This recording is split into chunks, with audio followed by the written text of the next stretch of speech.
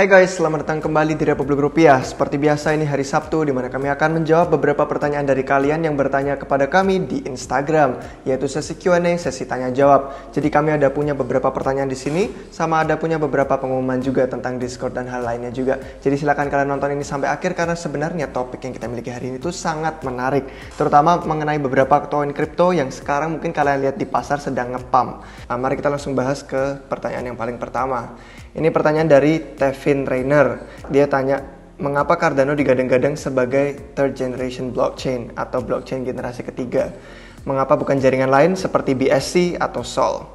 Oke, jadi Cardano itu sebenarnya bukan satu-satunya blockchain yang masuk ke kategori blockchain generasi ketiga. Sebenarnya mereka yang mengklaim sebagai satu-satunya itu hanyalah semacam marketing aja untuk memberikan pemasaran kepada orang-orang di luar bahwa mereka lah yang lebih di-improve dan lebih meningkat daripada blockchain sebelumnya. Jadi untuk yang belum tahu blockchain generasi ketiga, blockchain itu dari yang pertama, generasi pertama itu Bitcoin tentunya. Ini yang pertama kali mengenalkan teknologi blockchain kepada dunia dan itu hanya berfungsi sebagai pembayaran aja atau aset penyimpan nilai. Jadi Bitcoin tidak bisa melakukan hal-hal seperti yang Ethereum bisa lakukan. Nah, Ethereum adalah blockchain generasi kedua di mana setelah Bitcoin mereka melihat nih si Vitalik dan teman-teman dan pendiri lain seperti Charles Hoskinson, Gavin Wood dan yang lainnya juga pendiri itu melihat potensinya teknologi blockchain bisa ditambahkan lagi sekadar dari hanya seperti Bitcoin yang pembayaran. Jadi mereka menambahkan fungsi smart contract di mana mereka bisa menggunakan teknologi ini untuk mengeksekusi transaksi dan membangun aplikasi-aplikasi di atasnya. Jadi mudahnya kalian bisa bayangkan Ethereum seperti Play Store atau App Store yang ada di HP kalian. Ada banyak aplikasi, ada game dan sebagainya dan itu berdiri di atas blockchain Ethereum. Nah, jadi kita punya generasi pertama, generasi kedua, tapi kemudian tentu saja setiap generasi sebelumnya itu pasti ada kelemahan dan kita pasti ingin selalu berkembang lebih baik dan meningkat lagi. Jadi Ethereum yang saat ini karena banyak sekali aplikasi, karena banyak sekali orang yang menggunakan, akhirnya jadi entah lambat dan juga biayanya jadi lebih tinggi, jadi orang-orang tidak bisa menggunakannya lagi. Dan isu inilah yang dikatakan sebagai isu skalabilitas dan interoperabilitas. Jadi blockchain generasi ketiga itu berusaha untuk mengatasi isu skalabilitas dan interoperabilitas yang ada di Ethereum. Nah, demikian kita bisa melihat Cardano mengklaim dalam produk marketing mereka bahwa mereka lah yang lebih meningkat daripada Ethereum. Tetapi pada faktanya mereka bukan satu-satunya yang masuk ke kategori ini. Polkadot juga merupakan blockchain generasi ketiga dan Elrond kalian bisa lihat juga dan juga banyak hal lainnya seperti Solana dan yang lain-lain. Mereka berusaha untuk menjadi lebih baik daripada Ethereum. Tapi yang orang tidak pahami itu mereka kira Ethereum sekarang akan tetap stay menjadi generasi blockchain kedua. Itu salah. Ethereum bukan teknologi lama, mereka terus berkembang. Jadi pada faktanya, nanti Ethereum 2.0 yang selalu kami posting di video-video, yang selalu kami bicarakan, itu Ethereum 2.0 akan menjadi blockchain generasi ketiga juga. Jadi bukan berarti Cardano itu satu-satunya yang menawarkan solusi dan manfaat seperti ini. Bahkan Ethereum pun sendiri tidak akan stay menjadi generasi blockchain kedua aja. Jadi itulah yang disebut marketing, di mana mereka mengklaim menjadi satu-satunya, tapi sebenarnya banyak proyek blockchain lain juga yang masuk ke dalam kategori yang sama. Oke, kita bisa lanjut ke pertanyaan yang kedua. Jadi pertanyaan kedua ini masih sama kaitannya dengan topik Cardano ya, karena lagi nge-pump. Jadi orang-orang pada penasaran nih tentang Cardano. Apakah Cardano bisa bersaing dengan ETH dengan proyek dan komunitas yang solid? Ini pertanyaan dari Maput Ikal. Oke, sebelum kami jawab ini, kami perlu mengatakan disclaimer. Soalnya ini pertanyaan yang besar. Ini pertanyaan yang intinya tuh bertanya apakah Cardano akan menjadi sukses dan akan menjadi berhasil. Dan tentu saja, nggak ada orang yang tahu 100% apa yang bakal terjadi di masa depan. Jadi kami hanya ingin mengatakan disclaimer, ini hanya opini kami. Bukan berarti ini adalah prediksi masa depan. Oke, jadi orang-orang mengira, karena mereka melihat banyak sekali konten Ethereum dari kami, mereka mengira kami adalah maksimalis Ethereum. Maksimalis itu artinya menganggap satu proyek itu yang paling baik dan tidak butuh proyek lain. Jadi maksimalis Ethereum itu orang yang toxic gitu kan. Kalau kita bisa bicarakan pakai bahasa gaul zaman sekarang itu toxic. Mereka ngira Ethereum itu satu-satunya yang bisa unggul, yang bisa tidak butuh lah yang namanya proyek crypto blockchain lainnya, bahkan tidak butuh Bitcoin dan yang lainnya. Jadi ini salah. Kami bukan Ethereum maximalis, tapi kami lebih percaya kepada masa depan yang multi-chain. Jadi artinya akan ada banyak blockchain di seluruh dunia yang saling bersaing dan saling mendukung satu sama lain. Jadi kami melihat karena banyak proyek blockchain itu unik masing-masing kegunaannya. Jadi bukan berarti hanya ada satu yang menguasai dan mendominasi. Jadi ini adalah disclaimer yang perlu kami katakan pertama, biar kalian lebih paham gimana posisi kami di sini. Oke, jadi untuk jawabannya sendiri, kami setelah berbicara dengan anggota tim di RR ini, kami bisa katakan bahwa Cardano itu memiliki komunitas yang baik, tetapi Ethereum itu sudah sangat jauh di depan dalam hal praktek. Sejak tahun 2014-2015 ketika diluncurkan itu, kita sudah berlalu sekitar berapa, berarti sekarang 2021 sekitar 6 tahunan, di mana mereka itu sudah menjadikan produk. Mereka sudah digunakan orang-orang sudah membangun aplikasi dan sebagainya. Jadi mereka sudah melakukan praktek teknologi blockchain, mereka mengalami beberapa kesalahan, ada beberapa peretasan yang terjadi di masa lalu, dan juga ada beberapa peningkatan yang mereka lakukan. Jadi mereka sudah melakukan praktek selama 6 tahun, sudah berjalan dengan baik, dan karena itu alasannya mereka sudah jauh langkahnya di depan daripada Cardano yang baru saja mungkin akhir bulan ini atau sekitar awal September seperti video yang kami bagikan akan meluncurkan smart contract pertamanya. Jadi secara langkah mereka cukup jauh di depan. Nah, tapi yang menarik itu adalah Cardano membangun hal yang menakjubkan. Teknologi yang mereka bangun itu bagus, timnya bagus, pemimpinnya juga jenius. Karena pemimpinnya Charles Hoskinson juga dulu ikut membangun Ethereum juga. Jadi bukan berarti mereka proyek-proyek yang tidak memiliki kemampuan atau kompeten. Mereka bagus, teknologinya bagus, timnya pandai, komunitasnya kuat banget dan terus bertumbuh. Dan banyak orang itu sangat optimis dengan Cardano. Karena alasan inilah kami percaya Cardano bisa menjadi salah satu proyek ekosistem yang populer. Mereka bakal punya banyak aplikasi dibangun, mereka bakal punya banyak kemitraan dengan orang-orang, entah lembaga, institusi, atau negara, dan mereka bisa menunjukkan bahwa platform smart contract itu bisa bersaing dengan lebih baik lagi. Tetapi yang menarik itu, komunitasnya Cardano itu cukup arogan kalau bisa dibilang. Mereka cukup agresif pendekatannya. Mereka mengira bahwa Cardano itu bisa menjadi blockchain yang memakan dan merebut semua pangsa pasar Ethereum. Tidak realistis. 6 tahun sudah lebih jauh di depan, memiliki banyak produk, memiliki dan merupakan rajanya sekarang, rajanya blockchain platform smart contract.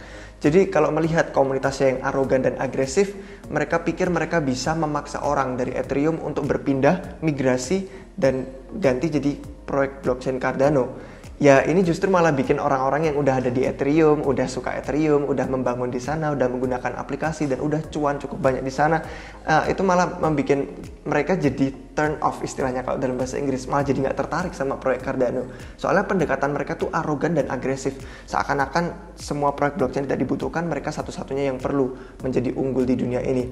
Nah itu yang tidak kami percayai. Kami percaya proyek masa depan itu akan menjadi blockchain yang multi-chain. Inilah kenapa kami lebih suka dengan pendekatan yang diambil oleh Polkadot dan Cosmos. Polkadot dan Cosmos itu bagus karena ide dan gagasan mereka itu baik. Mereka itu percaya ekosistem di masa depan nanti akan menjadi banyak proyek blockchain yang saling berhubungan, saling bersaing, dan menimbulkan banyak inovasi baru, tetapi bukan saling membunuh satu sama lain, seperti Cardano berusaha membunuh Ethereum. Nah, Polkadot itu bagus. Mereka paham Ethereum itu sudah selangkah jauh di depan. Mereka sudah banyak punya aplikasi, punya banyak komunitas dan ekosistem yang bertumbuh. Jadi mereka respect sama Ethereum. Mereka membangun sebuah ekosistem di mana Ethereum bisa membangun jembatan ke Polkadot. Terus Polkadot nanti akan dihubungkan dengan yang namanya parachains. Parachains adalah blockchain-blockchain kecil lain. Jadi proyek-proyek seperti Akala, Sora, dan yang lain sebagainya bisa bergabung ke Polkadot. Intinya kayak semacam buku. Kita punya buku ekosistemnya. Kita ada halaman Ethereum, ada halaman Bitcoin, ada halaman proyek parachains lain, dan mereka saling mendukung, saling membangun masa depan yang lebih baik. Inilah kenapa kami lebih suka pendekatan Polkadot dan Cosmos, karena mereka lebih baik. Mereka tidak arogan, tidak agresif, tidak berpikir mereka yang paling baik dan bakal jadi satu-satunya. Mereka merangkul Ethereum, mereka menghargai Ethereum, sudah di depan, sudah membuktikan banyak hal yang bagus yang mereka miliki, dan mereka mengambil itu sebagai salah satu manfaat untuk membangun ekosistem yang lebih baik ke depannya. Jadi inilah kiranya opini yang bisa kami bagikan mengenai Cardano, Ethereum, dan masa depan blockchain dan proyek-proyek kripto lain. Jadi semoga kalian bisa memahami bahwa kami bukan Ethereum maksimalis. Kami hanya memandang berdasarkan data dan statistik, dan kami hanya percaya pada masa depan yang multi-chain, bukan saling membunuh satu sama lain. Oke. Cukup panjang juga tadi jawabannya untuk pertanyaan yang itu. Kita bisa lanjut ke pertanyaan ketiga. Tapi sebelum kita lanjut ke pertanyaan ketiga nih, saya mau bahas sedikit nih tentang Discord. Nah, Discord ini sebenarnya kalau kalian tertarik dengan mempelajari proyek-proyek kripto, mempelajari teknologi blockchain, Discord itu semacam komunitas pembelajaran yang ekstensif. Kalian bisa menerima banyak banget nih konten-konten eksklusif di dalamnya. Ada banyak sekali konten yang akan kami tunjukkan di layar ini. Jadi kalian bisa lihat di layar, setiap harinya itu kami membagikan konten harian. Jadi seperti bisa kalian lihat di layar, ini yang pertama hari Senin, kami bagikan rangkuman pasar mingguan. Jadi pada minggu lalu itu rangkuman pasarnya yang terjadi seperti apa, pergerakannya seperti apa, dan apa yang perlu kalian ambil untuk keputusan. Dan yang paling menarik juga, kita membagikan isi portofolio kami. Isi portofolionya koin atau token apa aja nih yang tim Republik Rupiah pegang. Jadi kalian bisa mungkin ambil sebagai referensi atau mungkin belajar dari situ. Nah, terus setiap harinya ada juga beberapa artikel-artikel berita. Seperti kalian lihat ini, ada artikel berita hari Selasa lalu, Lionel Messi menerima pembayaran kripto saat berpindah ke Paris Saint-Germain. Jadi ini menarik-menarik semua berita-berita kami bagikan di sini. Terus ada OpenSea yang adalah salah satu loka pasar NFT terbesar, itu meledak nih volume perdagangannya. Jadi kalau kalian benar-benar suka sama kripto atau blockchain, kalian bergabung ke komunitas Discord kami.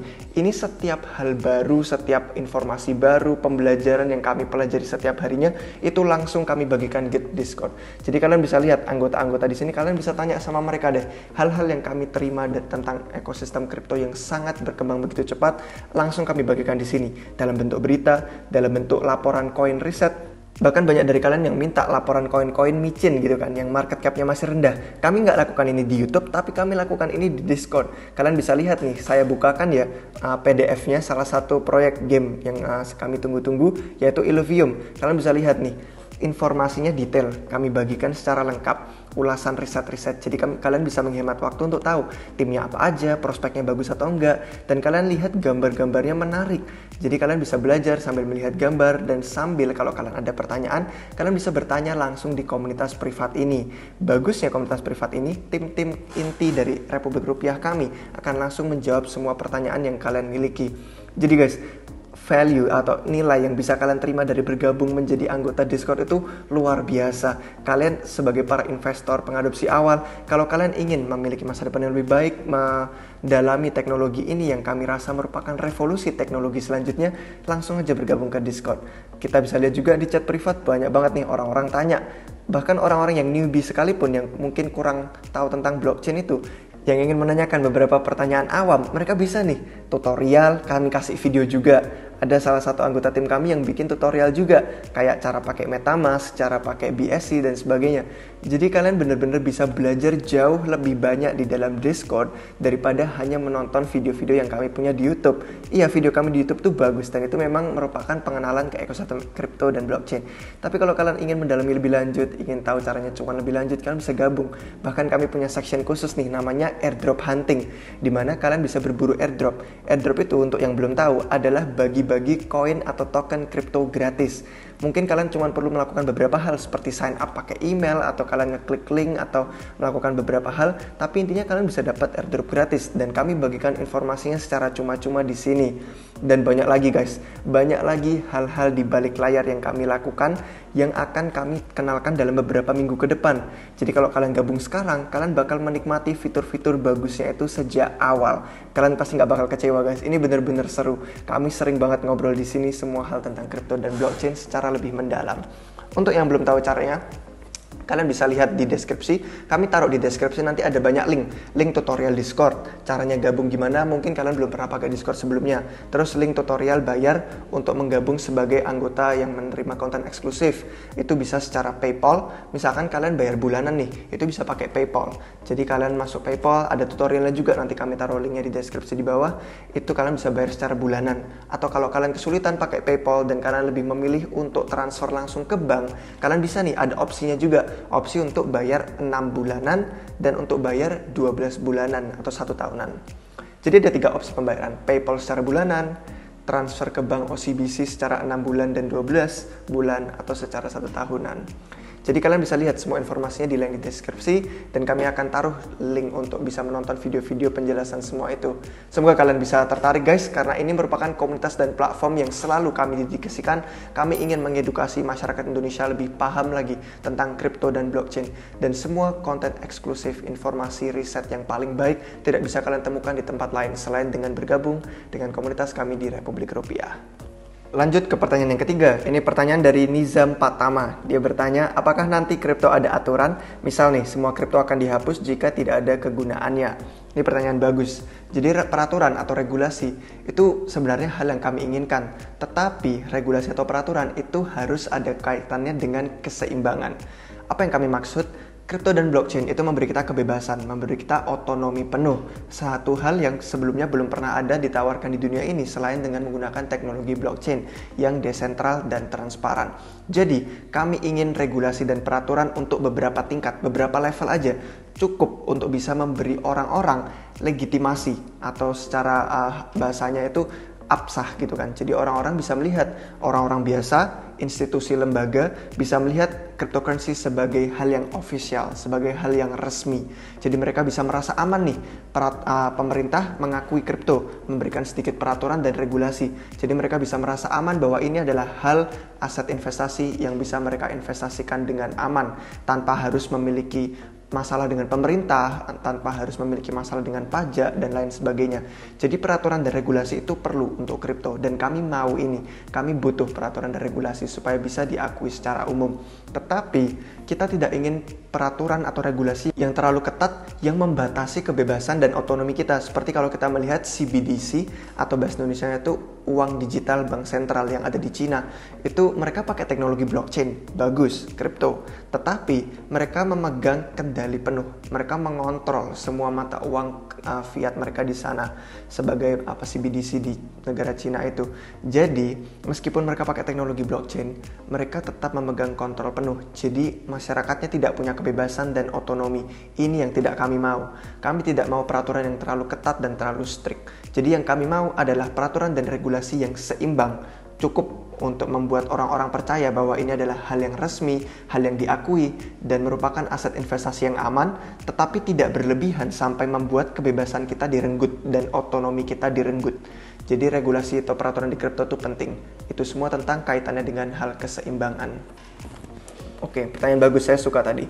Kalau kita lanjut ke pertanyaan yang keempat, ini pertanyaan dari Wakitrianto. Kayaknya saya pernah baca namanya lagi di ini, orang yang sama yang memberikan pertanyaan. Tapi pertanyaannya bagus-bagus, berarti dia bertanya. Dia bertanya, DEX dan suatu blockchain itu hubungannya gimana Min? Kok bisa ada DEX yang jalan di banyak blockchain? Jadi untuk yang belum tahu, DEX itu bahasa Inggrisnya Decentralized Exchange, atau artinya bursa desentral. Nah bedanya, ada yang bursa desentral, ada bursa terpusat. Bursa terpusat itu kayak Indodax, Toko Kripto, Binance, itu terpusat. Tetapi bursa desentral itu kayak Uniswap, PancakeSwap, 1inch, SushiSwap, itu semua desentral, karena tidak ada perusahaan terpusat yang mengontrolnya. Jadi dari pertanyaan ini, dia tanya, kok DEX itu bisa ada di banyak blockchain? Itu maksudnya gimana? Oke, kita bahas soal likuiditas. Bursa terpusat, Indodax, Toko Kripto, Binance, dan sebagainya macam. Kami tidak ingin menyebutkan nama tertentu, tapi semua ini kaitannya sama, halnya, konsepnya itu sama. Bursa terpusat, mereka punya dana, mereka punya modal, mereka punya jaminan dan simpanan kripto yang mereka pakai sebagai alat untuk jual beli, di mana orang-orang bisa jual beli, bisa berdagang koin atau token tertentu. Jadi mereka punya itu langsung dari perusahaan yang mengontrol exchange tersebut. Tetapi bursa desentral, karena tidak punya perusahaan terpusat, likuiditas koin atau token yang mereka andalkan itu dari komunitas, dari orang-orang seperti kalian, seperti saya, seperti tim RR. Kita semua yang menyediakan koin atau token ke dalam bursa desentral agar orang-orang bisa berdagang, bisa jual beli, bisa bertukar token. Jadi itulah bedanya yang terpusat dengan yang desentral. Nah, sekarang karena di bursa desentral atau DEX itu membutuhkan komunitas seperti kita untuk menyetorkan koin atau token, itulah kenapa kita disebut sebagai penyedia likuiditas atau liquidity provider. Dan itulah kenapa ada yang namanya liquidity pool, yaitu kolam likuiditas.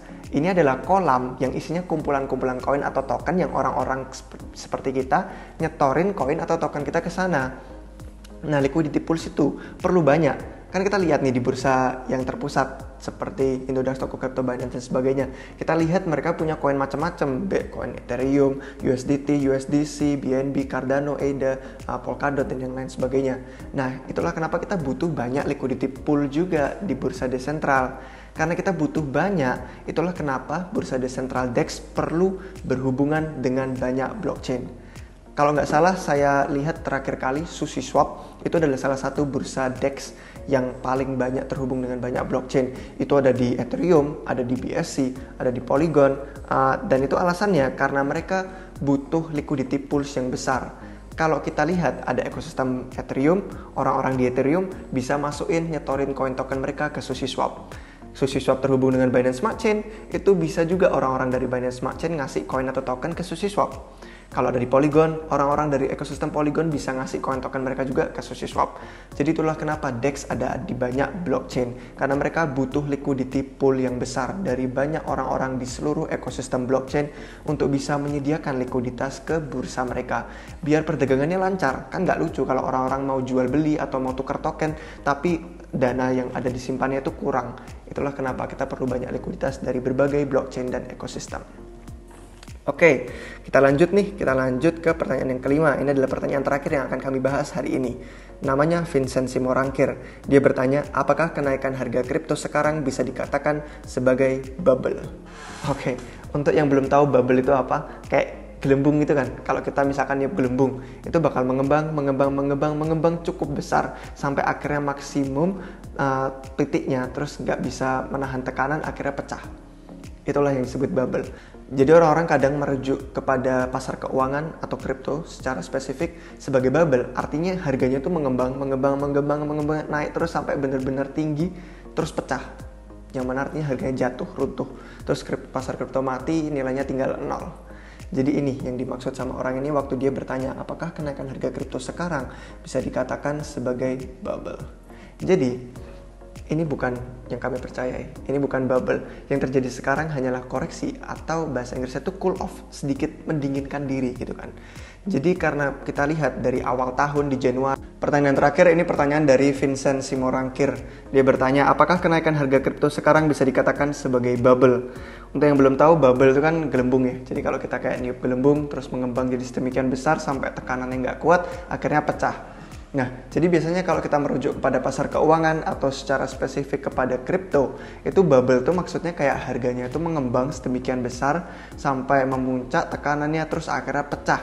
Pecah dalam artian harganya jatuh, runtuh, terus pasarnya mati karena nilainya jadi 0. Bukan, ini bukan bubble menurut opini kami. Yang sedang terjadi saat ini hanyalah koreksi atau masa pendinginan lah. Kalau bahasa Inggrisnya itu ada namanya cool off. Kenapa? Karena pada awal tahun dari Januari, dari sejak akhir tahun 2020 lalu sih, sejak Desember, Januari itu naik cukup sedemikian pesat. Terus kita melihat all time high-nya sekitar beberapa bulan yang lalu, dua bulanan yang lalu, itu pasar kripto mencapai harga titik tertinggi yang barunya. Jadi kita bisa melihat perkembangan yang begitu pesat, begitu cepat. Jadi karena pengalaman itulah pasarnya sekarang sedang mengalami sedikit koreksi. Orang-orang sedikit ingin mengakumulasi harga-harga yang rendah, mereka pada ingin nyerok, pada ingin menambah tumpukan, dan kita mengalami masa yang disebutnya bahasa Inggris di cool off atau sedikit dingin. Nah, tapi kami tidak bakal terkejut kalau misalkan nanti di akhir tahun ini atau awal tahun depan atau dalam beberapa waktu mendatang kita bakal menyaksikan kembang api lagi. Kita malah merasa ini bukan bubble, kita malah merasa ini adalah sedikit hangat nih. Kita hangat menyiapkan roketnya sebelum mulai lepas landas lagi, sebelum kita bisa melihat lagi kembang api dan beberapa pergerakan harga yang luar biasa dalam beberapa bulan mendatang. Tapi tentu, ini seperti yang selalu kami katakan di setiap video, tidak ada orang yang 100% tahu prediksi masa depan akan menjadi seperti apa. Jadi ini hanyalah pandangan dan opini kami, tapi kami yakin ini bukan bubble dan kami tahu ini hanyalah sedikit masa pendinginan dan koreksi, di mana kita tidak bakal terkejut kalau untuk melihat harganya lagi nanti mencetak rekor-rekor all time high atau harga tertinggi yang baru lagi dalam beberapa waktu mendatang. Jadi sekian untuk yang kita miliki dari hari ini guys. Ada 5 pertanyaan dan beberapa hal tentang Discord yang sudah kami sebutkan tadi. Sebenarnya ada banyak pertanyaan-pertanyaan lain juga yang ingin kami bahas, tapi mungkin akan kami bahas dalam satu video khusus atau mungkin dalam beberapa waktu yang mendatang lagi. Terima kasih untuk kalian semua yang sudah bertanya di Instagram, terutama yang sudah bergabung di Discord. Kalau kalian ingin bergabung ke Discord, dan saya rasa kalian pasti ingin, kalau kalian tahu lah informasi berharga yang kami bagikan, kalian pasti nggak ingin kelewatan. Itu semua informasi dan linknya bisa kalian temukan di deskripsi di bawah. Terima kasih guys sudah menonton video ini sampai akhir, dan sampai jumpa kalian semua lagi di waktu yang berikutnya. Cheers!